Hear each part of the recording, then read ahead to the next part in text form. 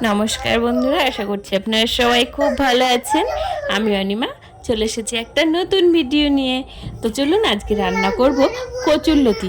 তো ভাবলাম কচুরলতি তো বেশি খাওয়া হয় না, মাঝে মধ্যেই খাওয়া হয়। তো এটা রান্না করতে করতে আপনাদের সাথে একটু গল্প করে নিই। তো এই যে এই কচুরলতিগুলো বেশ সরু সরু ছিল আর কি। এগুলো জমি চাষ করা না, এগুলো ওই এমনি হয় না, আশেপাশে দেখবেন অনেক জায়গায়, তো তেমনই সরু সরু কচুরলতি ছিল। এগুলো খেতে কিন্তু অনেক বেশি ভালো লাগে, মানে ওগুলো বেশি মোটা হয় কিন্তু দেখতে বেশি ভালো হয়, কিন্তু খেতে কিন্তু এগুলোই বেশি ভালো হয়, এগুলো দেশি। তো বাঁচতে অনেকক্ষণ সময় লেগে গেছে, আর ওইদিকে রান্না করছিলাম আর মাঝে মাঝে এসে বাঁচছিলাম। তো এই যে সবগুলো মোটামুটি কাটা ধোয়া হয়ে গেছে। এটা তো চিংড়ি মাছ দিয়েও খেতে ভালো লাগে, ইলিশ মাছের মাথা দিয়েও খেতে ভালো লাগে, কিন্তু আমি আজকে কোনো কিছু দিয়েই করব না, শুধু পেঁয়াজ দিয়ে করব। আসলে মানে মাঝে মাঝে অত মাছটা আলাদাই করব, মাছের মাথা আছে যদিও, করব না, মানে ভাল লাগছে না আর কি খেতে।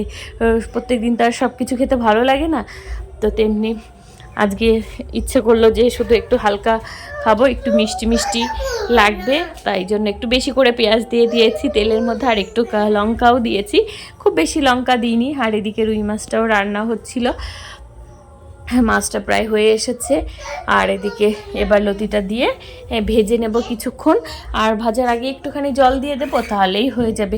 কার কার ভালো লাগে কচুরলতি খেতে আপনাদের, আমাকে একটু কমেন্ট করে জানাবেন তো।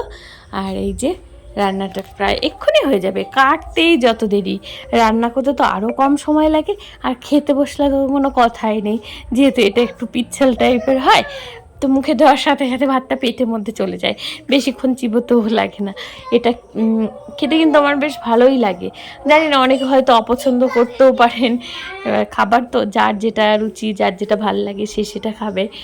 আর বাবা, আমি আবার এইসব আজে বাজে জিনিসগুলো খেতে বেশি পছন্দ করি, যেগুলো বেশি খাটনি হয়।